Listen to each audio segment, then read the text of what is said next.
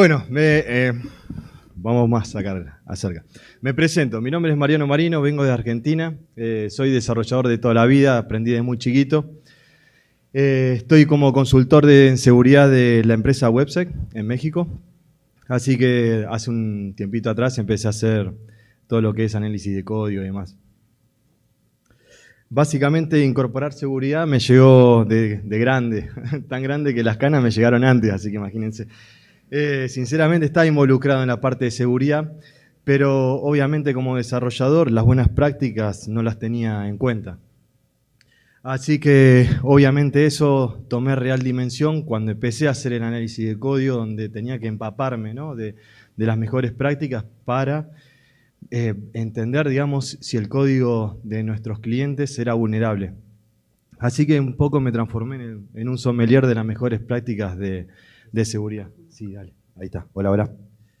Un sommelier en las mejores prácticas de seguridad, obviamente el código ajeno. Si uno hace una retrospectiva a lo que desarrolló años anteriores, se quiere matar, pero bueno, un poco eso. Ahí me queda algo de amor propio, así que eso no lo voy a hacer nunca. Así que por supuesto tenía que hacer un upgrade, ¿no?, en mi forma de programar, dejar atrás el contenido que venía consumiendo y dar paso, ¿no?, a un contenido un poco más serio. Porque las preguntas siempre me las hacía el tipo, por ejemplo, no sé, ¿cómo puedo almacenar en forma segura una credencial de acceso? O hace falta validar la ruta de un archivo, ¿no?, cuando lo estoy escribiendo. Tengan en cuenta que yo aprendí a desarrollar cuando en los libros mostraban así nomás un SQL injection, lo mostraban con orgullo. Miren, así se accede a la base de datos. Entonces, bueno, obviamente cambiar eso después de tantos años de desarrollo es bastante difícil porque uno trae consigo ya de por sí malas prácticas de desarrollo y las hace en forma insegura. Y obviamente me tocó analizar el código de mis clientes y empezar a entender que mis fallas de desarrollo eran las mismas que encontraba ahí. Y evidentemente no era casualidad. Se debían seguramente a cómo nosotros consumimos ese conocimiento a raíz de todos los años, cuando vamos aprendiendo. Y todo producto que uno compra siempre recibe un instructivo de seguridad, ¿no? Cuando vos compras un auto te explican que tenés que usar el cinturón de seguridad, o si tenés un producto con electricidad, te dicen que no lo abras por riesgo eléctrico. Pero en la industria del software es diferente y no sé si les pasó, pero aplicar seguridad tiene sus costos, su complejidad y puede también aumentar los puntos de fallo. Así que en definitiva, si uno toma un ejemplo que ve en la web y funciona, normalmente se sigue muy a mi pesar el si anda no lo toques, ¿no? Más de a uno le pasó. Y no se busca luego del hola mundo, cuando uno empieza a entender que ese código está funcionando, una mejora, ¿no? Un código más robusto, más seguro. Y eso es un gran problema, porque en definitiva, si anda, uno debe seguir con las 200 tareas que tiene en el backlog. Y no se pone a pensar si realmente lo que está haciendo está bien o mal. Simplemente lo copia, lo pega y ahí está. Y cuando uno pasa de ser medio junior a 3/4 de junior, lo primero que hace es preguntarse cómo me conecto a una base de datos, ¿no? Es la pregunta ideal, porque justamente uno pone un if, pone un print, lo que sea, y luego se tiene que conectar con recursos externos. Entonces, pongamos que uno no busca en Stack Overflow cualquier cosa random que le aparece por ahí, sino que va a la web del fabricante. Microsoft acá nos está indicando que la cadena de conexión va configurada en el web config. Es decir, usuario y contraseña metido en un archivito en texto plano y disponible para todo el mundo. Todo el mundo que tenga acceso, ¿no? En Laravel nos pasa lo mismo. Casualmente nos dicen que las claves y demás tienen que estar hardcodeadas en el código fuente. A veces te dicen que lo tengas en un archivo de configuración, pero el ejemplo es claro. Te dice que lo pongas hardcodeado en el código. Y lo mismo pasa con Flask. En Flask directamente te dice que la conexión la tenés que configurar tipo una URI, ¿no? Una URL. Seguimos con más ejemplos. Imagínense, digamos, uno tengo 45, aprendí a programar de chico con todo esto, o sea, no puede salir nada bien. En Oracle te indica, digamos, que tenés que instanciar una variable username, pero no tampoco te explica cómo hacerlo en forma segura, simplemente te dice, y lo más triste de todo es que uno termina o hardcodeando o tomándola de configuración. Y MongoDB también pasa lo mismo. Fíjense que el username y el password van a estar hardcodeados en el código, pero importante, tenés que usar esta función para que la cosa funcione, porque el tema no es seguridad, sino que se parsee bien el dato. Así que, bueno, todo esto termina siendo peligroso en el mundo del desarrollo, porque estas mismas vulnerabilidades que ustedes ven acá en las grandes fabricantes terminan siendo hallazgos de un análisis de código estático.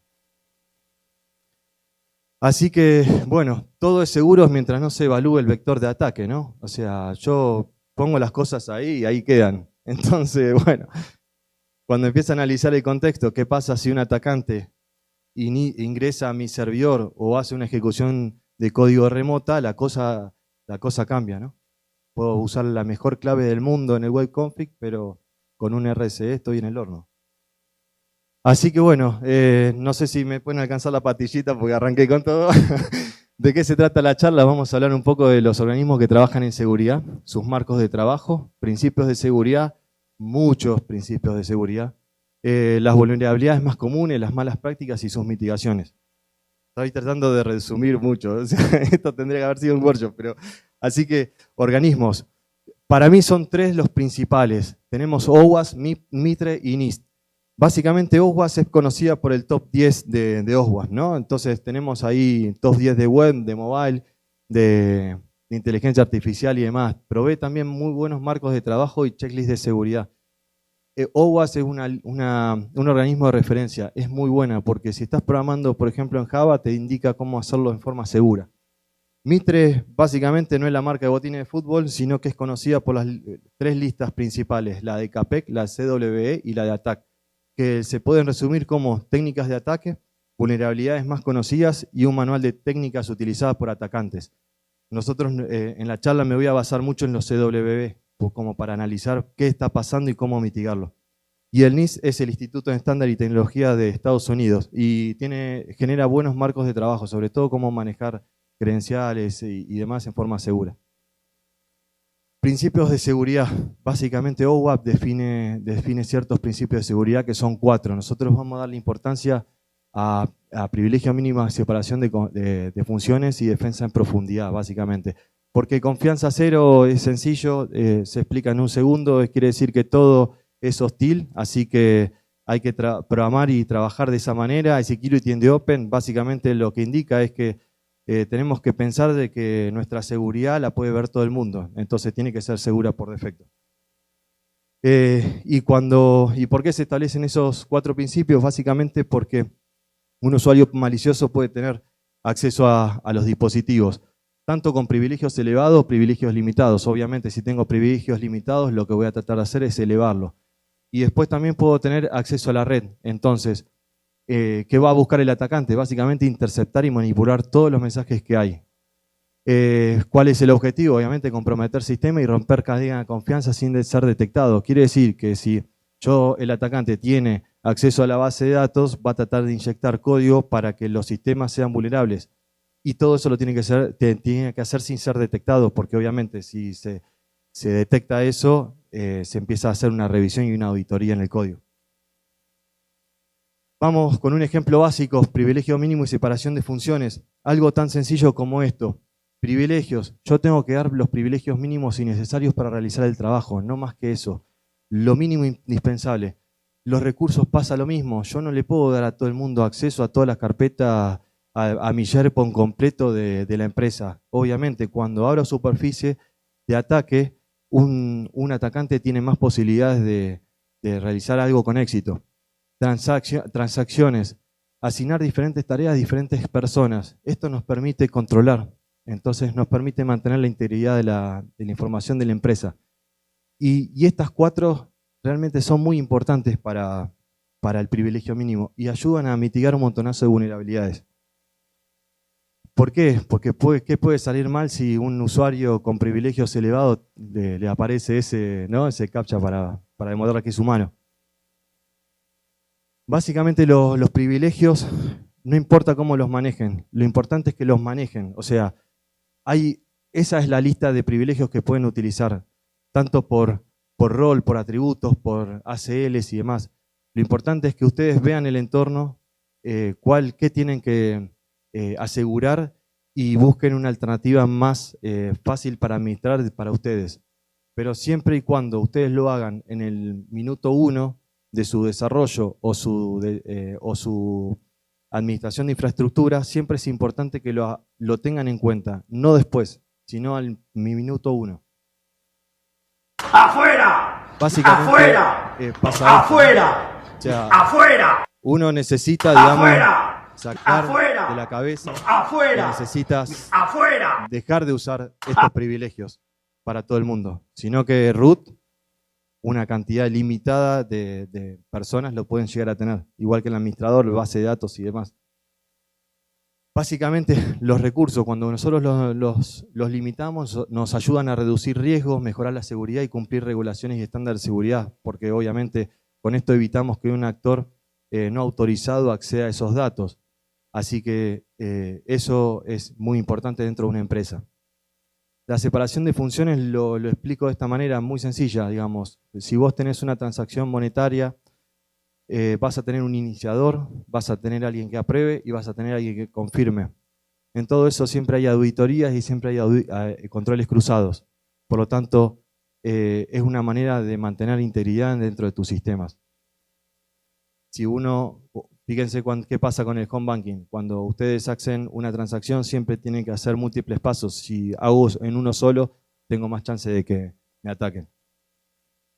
¿Cuáles son los riesgos entonces de no implementar privilegio mínimo y separación de funciones? Básicamente tengo una mayor superficie de ataque, un acceso no autorizado o un abuso de privilegios. Y en separación de funciones una posibilidad de fraude, manipulación de registros, dificultad en detectar intromisiones. Si todo el mundo tiene acceso a todo, es difícil identificar cuál fue la persona que realizó esa tarea.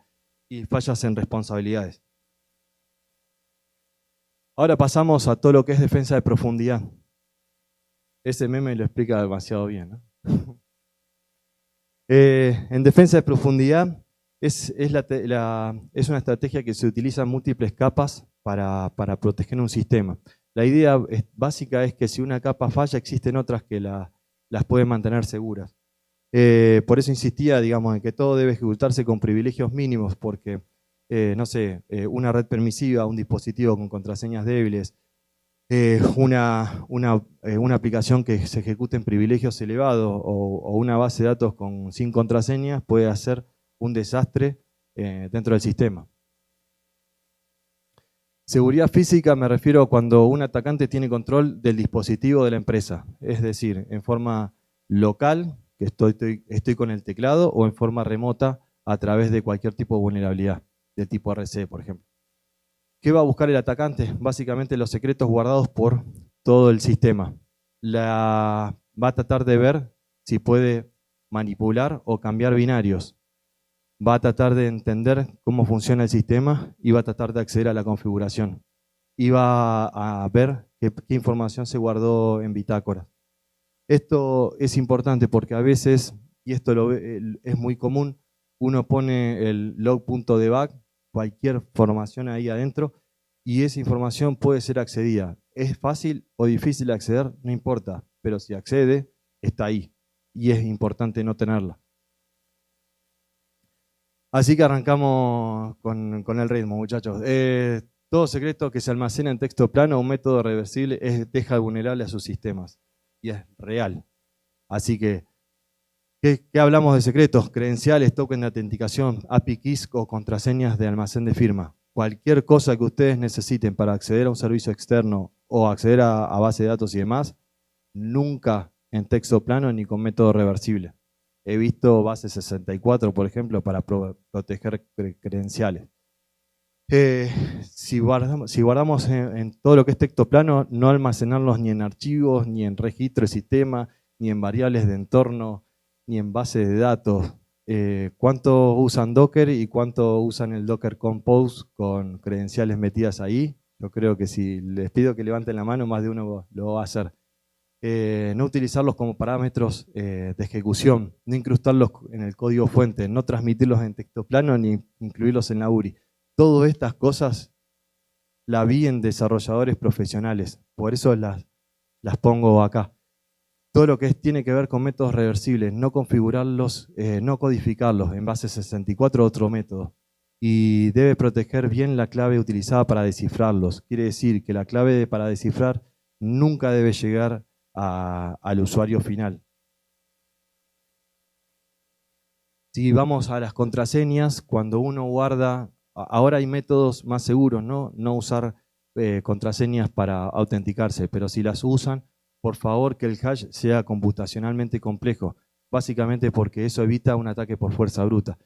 Renovarlas periódicamente, esto tiene un sentido, porque actualmente hay muchos leaks de bases de datos con usuario y contraseña, entonces si nosotros no exigimos que se las cambien, ese leak puede ser vigente en la empresa. Entonces es importante que los usuarios de las empresas las renueven rápidamente. Y deben ser robustas, nada de 1, 2, 3, 4. Ni siquiera en test. Yo he visto en ambientes de testing y demás, en todos los previos a producción, que se utilizan contraseñas no robustas porque es más fácil.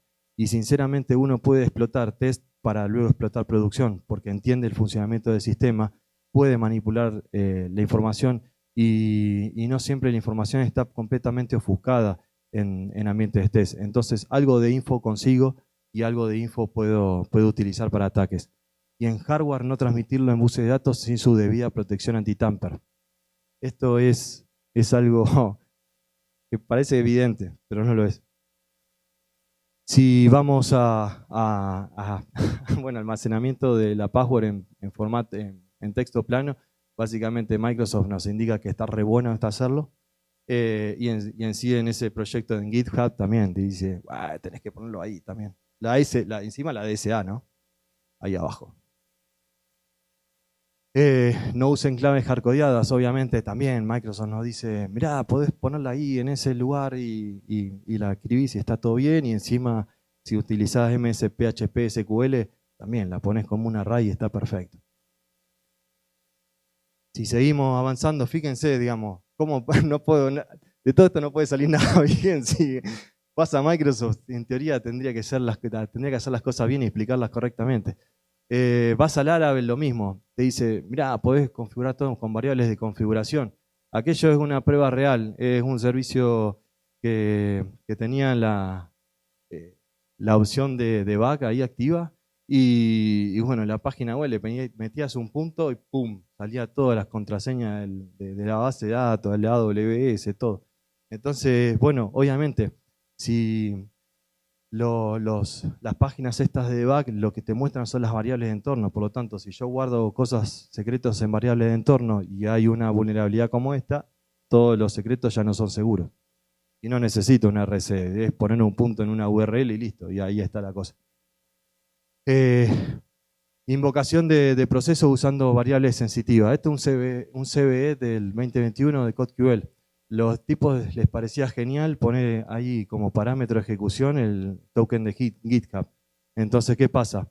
Cuando vos haces esto, lo vas a ver en el proceso, el token que utilizaste, y además vas al get history del usuario y lo vas a también a conseguir, ¿no? Entonces, bueno, son cosas que le pasa a todo el mundo. Y también le pasó a Lenovo esto hace poquito tiempo atrás. Stack Machine generó esto se podía hacer, pero él generó la herramienta. En las Lenovo es posible extraer la clave de BitLocker. Interesante para cuando pasó lo de CrowdStrike, ¿no? Y no te la acordabas. Vos ponías ese dispositivo en un lugar específico de la Lenovo y te daba la clave BitLocker del disco descifrado.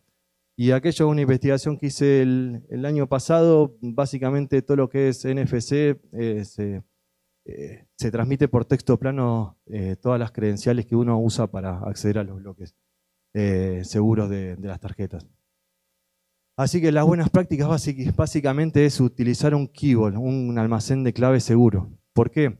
Porque nosotros tenemos dentro de todo una separación de ambientes, regiones, aplicaciones y demás. La idea se trata de que cualquier desarrollador no tenga, no sea importante tener esos secretos para usar el sistema.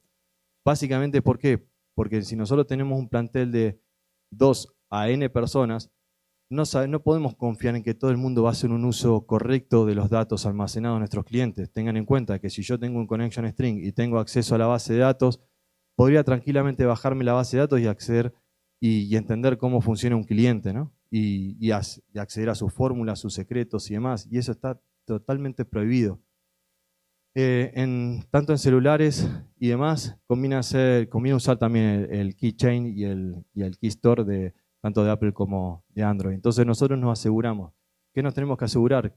Que la transmisión de ese secreto que nosotros generamos se almacene correctamente dentro del keychain o del key store.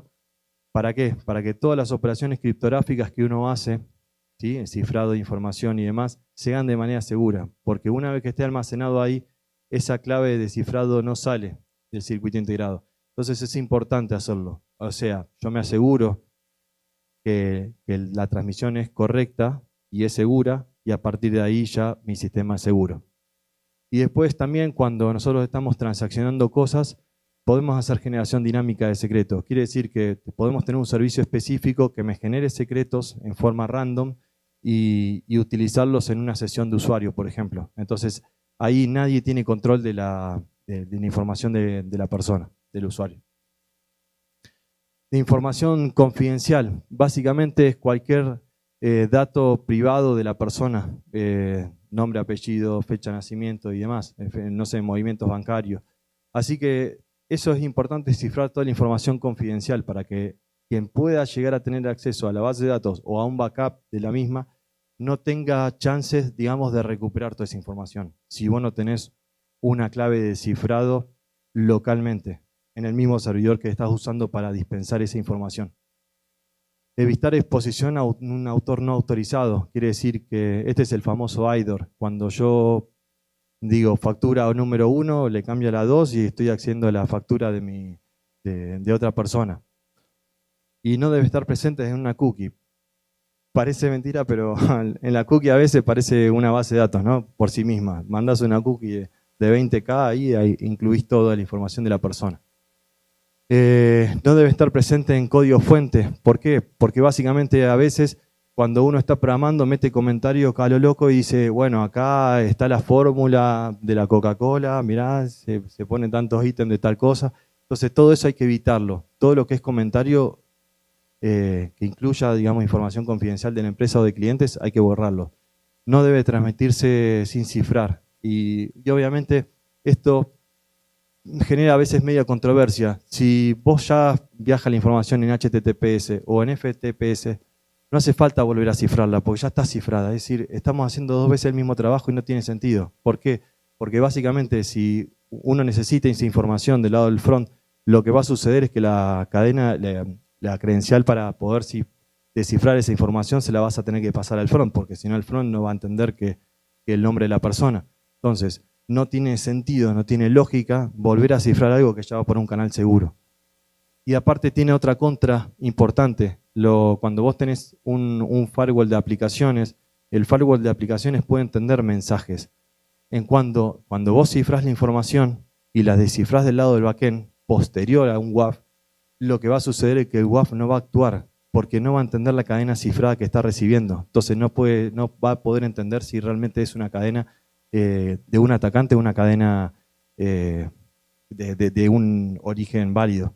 Y debe ser eliminada correctamente. Parece mentira, pero vos tenés que hacer un proceso de eliminación de esa información. Nada de poner una bandera que dice eliminado 1 y ya está, sino que tenés que eliminar como corresponde. Es decir, tenés que eliminar no solamente de la base de datos, sino de todos los backups que vos tengas de esa información almacenada, porque si no, estarías también infringiendo leyes de protección de datos. En la configuración del sistema, ¿quién firma una configuración de sistema? Calculo que nadie, pero es importante hacerlo. Tanto firmar como cifrar, siempre y cuando la llave de cifrado la tengamos correctamente almacenada. Porque no sé, si nosotros con eso, cuando nosotros firmamos una configuración, no se puede manipular. Un atacante no me puede cambiar una dirección de librerías, una ubicación de bitácoras, lo que sea. ¿Por qué pasa esto? Porque fíjense también para Apache está buenísimo poner ahí que se ve la clave. Acá le dice, ponés la password acá y el user acá y está todo bien. Y eso queda en los XML de configuración. Para un usuario que no sabe, es decir, un junior o un senior, a veces comete esos errores y los pone ahí. Básicamente, si yo puedo acceder a las configuración de bitácoras, ¿qué voy a hacer? Le voy a poner un appender nuevo para un sistema de, no sé, un FTP o lo que sea, y me mando todas las bitácoras a mi servidor. Entonces, si uno firma la configuración, eso no lo podría llegar a hacer, porque el sistema automáticamente validaría que está manipulada y generaría el crash. También Oracle. Ahí, fíjense que en el settings dice arriba DLL paths. Y básicamente, si yo cambio la ruta del DLL por la ruta sugerida por el atacante, estaría tomando bastante control sobre todas las acciones que hace el sistema. Y de vuelta, o sea, acá me está indicando que, por ejemplo, puedo cambiar el objeto person por uno que elija el atacante para poder manipular toda la información que se guarda de la persona. Entonces puedo hacer un objeto proxy que recibo la información y la inyecto correctamente al lugar correcto. Es decir, puedo tomar toda la información de la empresa sin ser detectado. Binarios, algo que tampoco se hace mucho. Firmar digitalmente todos los activos que utilizan las empresas. Todos los activos, no algunos. Este sí, este no. No, todos. ¿Por qué? Porque si nosotros usamos técnicas como Reflection, donde podemos cargar dinámicamente librerías y demás, si nosotros no firmamos, la librería puede ser manipulada y reemplazada por la que quiere el atacante, y de vuelta estaríamos con una inyección de código además. Y entonces, si nosotros firmamos todos los activos digitales, nos evitamos que un atacante pueda inyectar código o reemplazarlos. Y también, obviamente, evitar la ejecución con permisos elevados, siempre. O sea, busquen la alternativa, pero siempre con privilegios los limitados, los más básicos de todo. Para poder firmar, para poder chequear una firma es bastante sencillo, es un código C#, básicamente del assembly actual, ves la public key, te fijas las de la librería que estás cargando, y si coinciden está bien. Entonces, no es un código tampoco muy complicado, son 2 líneas, no es mucho esfuerzo. Y acá partimos, digamos, con con Python, que es más, tiene un CWE específico para ellos, porque en la página no te dice que vos tenés que sanear lo que estás ejecutando. Directamente te dice, el eval es espectacular, nos permite ejecutar código dinámico, y si vos estás tomando una entrada que está manipulada por el atacante, adentro tenemos un RCE de cajón. Por lo tanto, eso hay que evitarlo. Digamos, tenemos que sanear, no tenemos que dejarnos llevar por lo que dice la página. Fíjense que no tiene ningún warning. Y tampoco hagan como Microsoft, que nos dice que para poder hacer un servicio tenemos que usar la local system, o sea, la cuenta con más privilegios del sistema. Quiere decir que si yo copio y pego con el botoncito mágico que tenemos ahí y lo pongo en mi sistema, ni siquiera analizo qué es local system, pero estaría generando una brecha importante de seguridad, porque si alguien consigue explotar ese servicio, lo está haciendo con permisos elevados dentro de mi sistema. Cuando uso bitácoras, es importante no registrar demasiado ni muy poco. O sea, es como que, che, bueno, ¿y cuál es el balance? No establecer límites de cantidad de veces que sucede un evento para registrarlo. Es decir, no hay que esperar que el usuario se loguee incorrectamente 5 o 10 veces para recién ahí registrar el evento, porque si no estaríamos perdiendo trazabilidad de lo que está pasando. Neutralice y codifique correctamente la información que se escribe en bitácoras. Es importante esto, muy importante. Entonces, ¿cómo registro ni muy poco ni muy mucho? Digamos. Primero tengo que entender si una acción sale mal, si tengo toda la trazabilidad de esa información, ¿no? Si yo puedo determinar, ante un fraude, por ejemplo, y puedo responder el quién, cómo, cuándo, qué y con qué. Pero con una salvedad, las bitácoras no son bases de datos, son bitácoras. Significa que la información que yo guardo en bitácora tiene que estar correlacionada con la base de datos. Entonces, no es lo mismo guardar todos los datos de la factura de un cliente en bitácoras a guardar un identificador de la factura que yo voy a buscar a la base de datos. Si están atacando el sistema, detecto cuál es el punto débil. O sea, es importante eso, porque cuando uno hace forencia, si esa información no la puede responder, no puede entender lo que está pasando y por qué está pasando. Y si se mitigó el ataque, tengo todos los elementos para hacer el análisis forense detallado. Así que básicamente, ¿qué registro? En el cuándo, la fecha del registro y la fecha del evento puede estar desacoplada esa fecha, por eso es importante, porque puede haber una latencia entre que yo recibo el evento y lo registro. ¿En dónde? En básicamente el identificador del servidor, la aplicación y la versión, porque puedo estar viendo, digamos, que me están atacando una versión antigua de mi aplicación, no la versión actualizada, o al revés. Desplegué en el concepto de despliego parte de la aplicación en dos ambientes, la prueba típica AB, digamos, y puede llegar a pasar de que la aplicación, el release nuevo, es vulnerable. El controlador y la acción que se ejecutó, y si es posible, la geolocalización del dispositivo. El quién, básicamente, un hash que identifica la sesión, más allá del usuario en sí, sino un hash de la sesión, porque el hash de la sesión me permite hacer la trazabilidad de todos los movimientos que hizo. Es decir, el usuario puede conectarse con múltiples sesiones y hacer el ataque, pero yo necesito seguir qué hizo en un determinado momento. Y el qué es el tipo de evento, uno más agrupadores que nos permitan a nosotros identificar si es un problema de inicio de sesión, un problema de una transacción monetaria, lo que sea.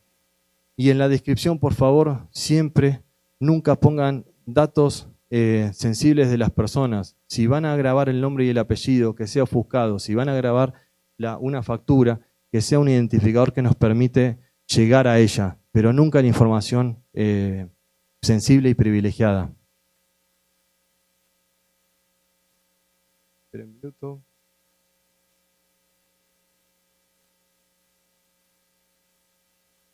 ¿Se acuerdan? Bueno, ¿quién no hizo nunca esto, no?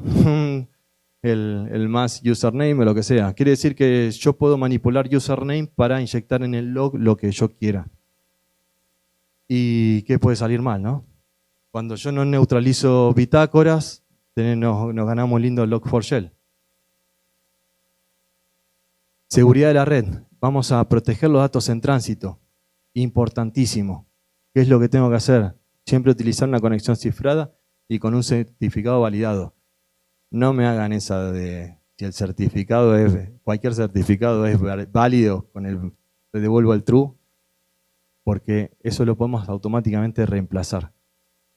No permita que se utilicen protocolos de seguridad obsoletos, o sea, no hacer el downgrade e ir a cosas demasiado obsoletas, porque automáticamente tienen un montonazo de implicancias en seguridad. Todo lo que está en tránsito se puede obtener, se puede descifrar. Y debe configurar de manera segura las políticas de CORS, también es importante. Igual no saquen foto, que después la distribuyo, así la tiene mejor resolución. Todo lo que tiene que ver con encabezados, hay una pila de encabezados que ayudan a proteger la conexión entre su servidor y sus usuarios. Son un montón, no voy a aplicar cada uno, después los miran cada uno cuál aplica y si les sirve o no les sirve. Seguridad de la aplicación. Base de datos. En base de datos estructuradas, por favor, siempre. Nunca concatenen cadenas para armar los strings del CL, que el update y demás. Eso lo veo siempre. Se utilizan consultas parametrizadas o procedimientos almacenados, ya están a salvo. Y bueno, obviamente el 89, básicamente un libro del Visual 6, donde era un examen, básicamente, y nos mostraba con orgullo que vos podías hacer eso. Una concatenación del last name, o sea que si uno ponía drop database ahí como last name, pasaba como loco. En archivos, obviamente siempre verifique que la ruta de archivos se encuentre dentro de lo que uno espera. He visto, por ejemplo, el pad.combine, donde uno toma las entradas no saneadas del usuario e interpreta que eso es correcto y que baje en una ruta válida. Y sí, baje en una ruta válida, pero si vos pones puntito, puntito, barra, te estoy saliendo del directorio por defecto y estoy tomando control de los archivos de tu servidor. Y ahí es complicado porque si yo tengo eso, puedo inyectar algún código dentro de tu aplicación para poder hacer una ejecución remota de código. Entonces, en archivos siempre, por favor, cuando hacen el read o cuando hacen el write del archivo y lo abren, siempre validen. Es muy sencillo, digamos, si la ruta generada después de hacer toda esa combinación de cosas se encuentra dentro de la lista blanca de archivos donde yo puedo grabar o leer, ahí estamos bien. Si no está, fuera. Fuera, dijo Milei. Valide que no se incluyan caracteres especiales en el nombre ni en su contenido. Obviamente, si yo no hago esto y estoy recibiendo un archivo, por ejemplo, separado por coma, obviamente si el usuario me pone muchas comas ahí, me está cambiando la estructura del archivo. Y ni hablar de un enter, es decir, que si yo espero un archivo transaccional, eso se ve mucho en los bancos, por ejemplo, que se cambian archivos transaccionales de un servidor a otro para informar movimientos. Pero si yo ya sé la estructura de ese archivo, le pongo un enter y pongo el movimiento que quiero, es decir, depositarme en mi cuenta 10.000 millones de dólares, el sistema no va a entender si es un movimiento legítimo o ilegítimo, simplemente va a parsear, porque básicamente tampoco se firman los archivos transaccionales, ¿no? Obviamente, ¿para qué lo vamos a firmar si estamos en un ambiente seguro? Así que todo lo que tiene que ver con recursos externos, base de datos, archivos y demás, siempre conviene firmarlos para asegurarnos por lo menos del origen, que sea un origen correcto y no manipulado. Y verifique, bueno, lo que decía recién. No, esto es otra cosa. Verifique la firma del archivo en vez de su extensión. Muchas veces decir, bueno, recibimos una imagen, entonces nos fijamos. ¿La imagen termina en PNG? Sí, no. ¿La imagen termina en JPG? Sí, no.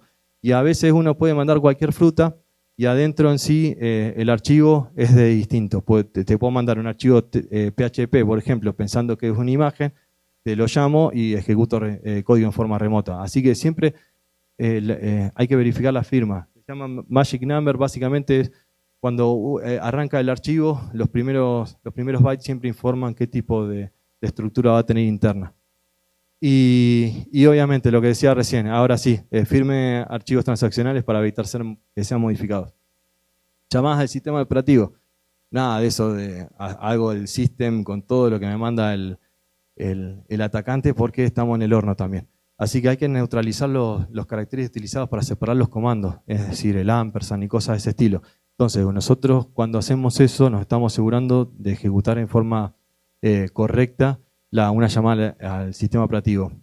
También los del argumento de su ejecución, es decir, si el archivo que yo estoy ejecutando tiene parámetros y esos parámetros son controlados, también lo debería verificar y neutralizar.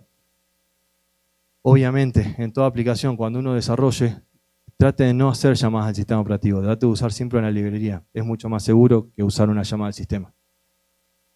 Por todo lo que tiene que ver con entradas y salidas, validar siempre la información al inicio de la función. No confiar en lo que me recibo, digamos, de otros lugares.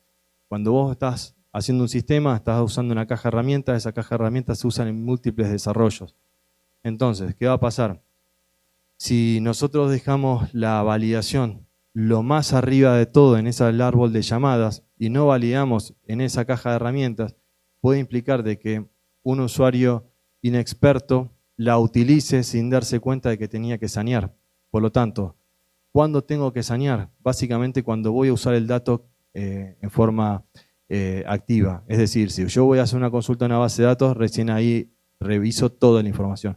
No antes, no en el controller cuando lo recibo, sino en el momento de su ejecución y de su utilización, porque me tengo que asegurar de que si es caja de herramientas de programación, todo el mundo tenga la información validada. Obviamente, validar todo del lado del servidor, nada de validar en front-end. En front, querés validar, perfecto, por user experience, no hay problema. Pero nada de validar en el front y no validar en el back. Las validaciones siempre van en el lado del servidor. verificar que la salida generada por una función sea la esperada por la que la invoca. Es decir, ¿qué es lo que pasa? Suponete que sea un atacante, tengo control de la base de datos. Te pongo ahí un XSS que lo grabé.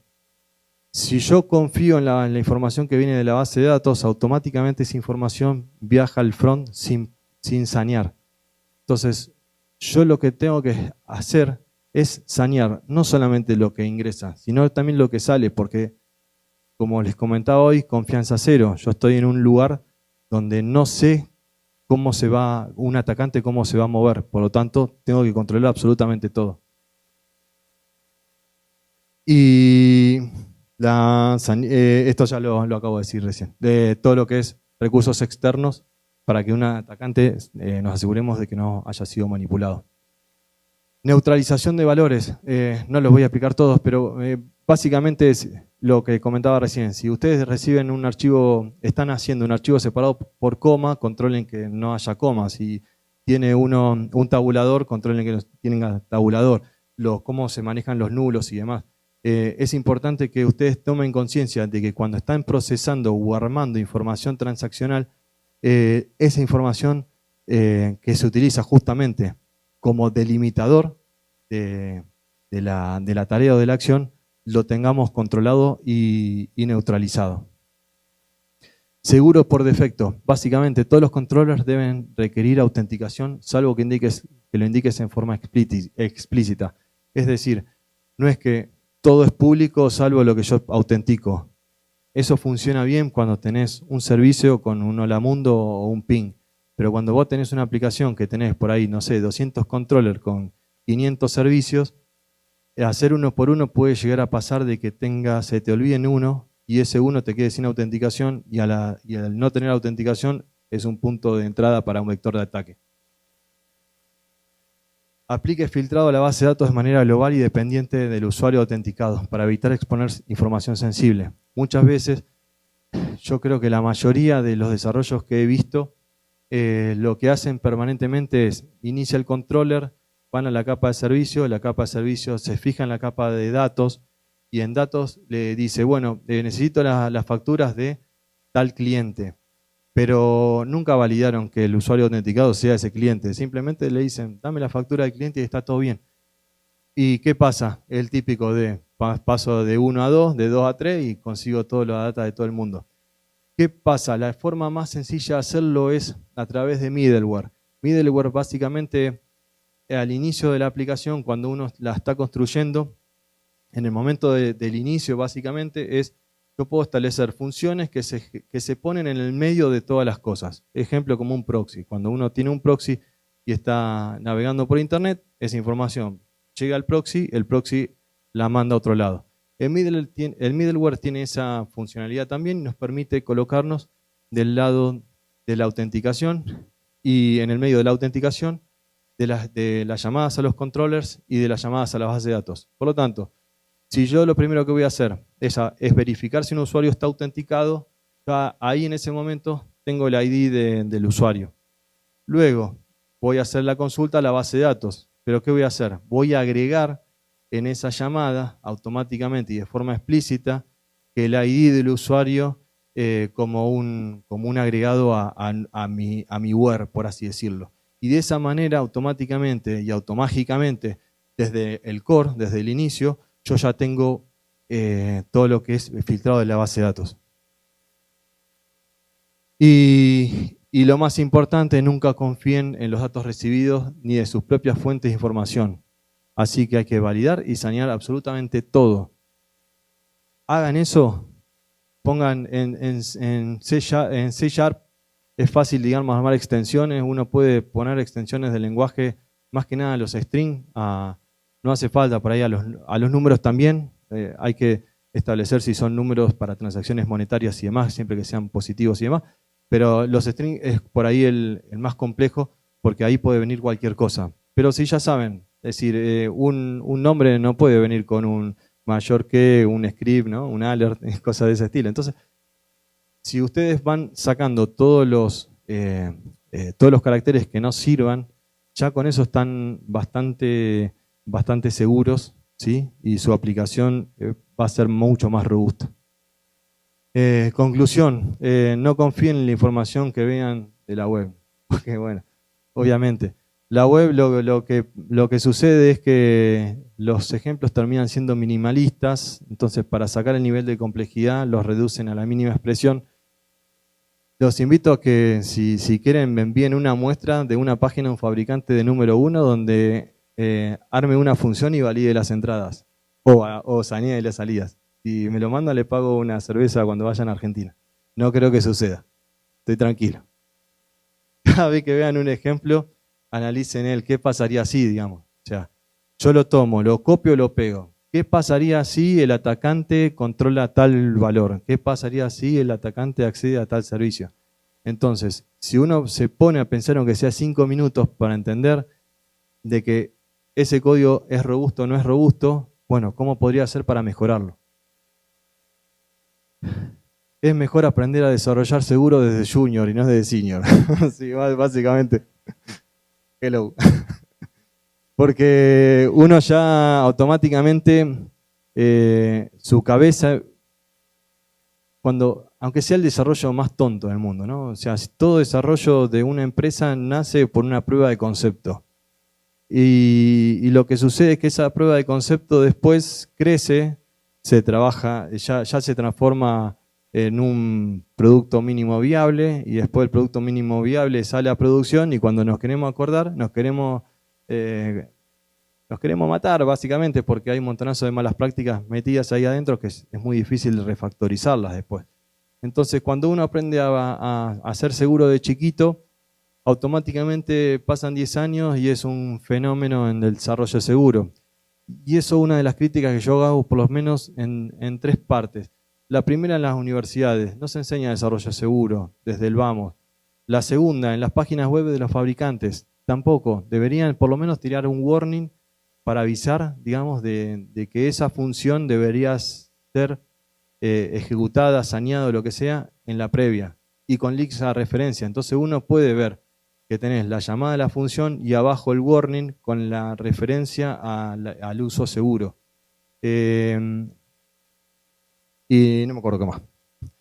Y las buenas prácticas de desarrollo no son difíciles de incorporar, pero ninguna web de referencia eso lo hace. Y eso es realmente bastante problemático.